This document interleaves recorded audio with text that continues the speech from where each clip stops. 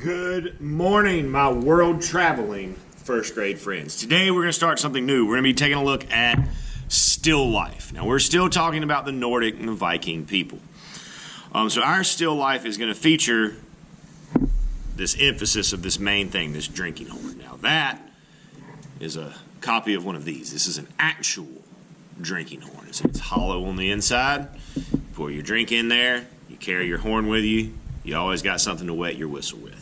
But we need to take a look at how to get from blank piece of paper up to finished still life. So we're going to be focusing on the drawing part of this today. Now for that, our first tool will be our stencil.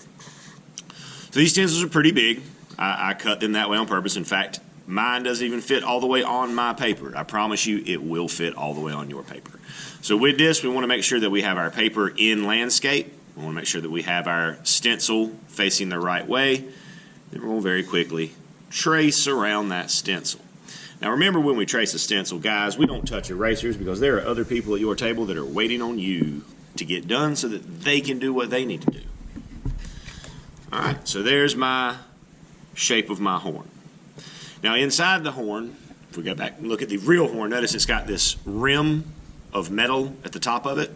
So we want to recreate that. So we're just going to use a straight line right across there. Now if we go back and look at my finished still life, we do have a horizon line here. But our horizon line is not doing its normal job, because normally a horizon line would separate the ground and the sky, but still lives happen inside. So here our horizon line is separating the table that all of our objects and things from our still life are sitting on, and then we have the wall behind. So when we do that, we have to keep in mind that you can't see through the horn. So when we draw this horizon line, we have to make sure that we skip over the horn. So right there, I hit the horn, I stop, I pick my pencil up, I come to the other side, finish my line. Okay, so now we have a table, and we have our horn, and we have our wall, but we don't have much else on the table, so we want to add some other things. Now, to me, it doesn't really matter what you add, but what I do want you to do is make sure that when you draw these things, for example, I'm going to make an apple. We want to make sure that our things that we add to the still life and to our table are overlapping. So one thing in front of the other. So I have the apple behind my horn, and notice how big I drew the apple. If I drew the apple really tiny, it wouldn't make sense because of how big the horn is.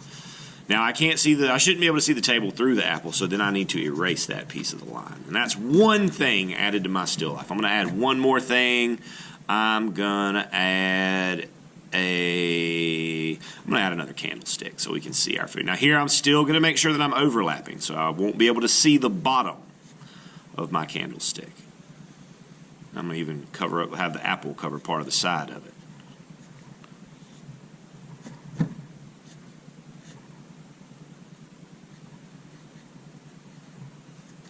And then again, I shouldn't be able to see the horizon line, the back of the table showing through the candlestick.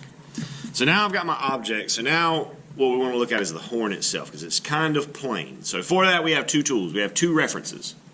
The first one looks like this, and it has examples of the runic alphabet. This is what, when Nordic peoples wrote their written language, this is what it would have looked like.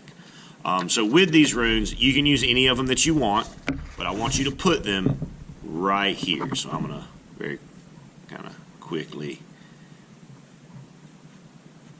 hammer some of these things in.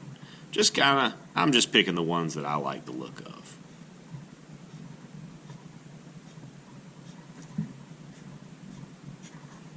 Okay, so that's our first reference. Our second reference looks like this, and it has what we call motifs. Motifs are pictures that we see repeated over and over and over again in works of cultural art. And we've got quite a few that you can choose from. And with these, we want to put these on the main part of the horn, like the carved ones that we looked at. So I'm going to do... And notice that this is the top of the horn, so when we draw these things on the horn, we want to position them and line them up so that it makes sense the way it's on the horn. And then I'm also going to add, I want you to add 2 of these motifs to your drawing. I'm also going to add Mjolnir, the hammer of Thor.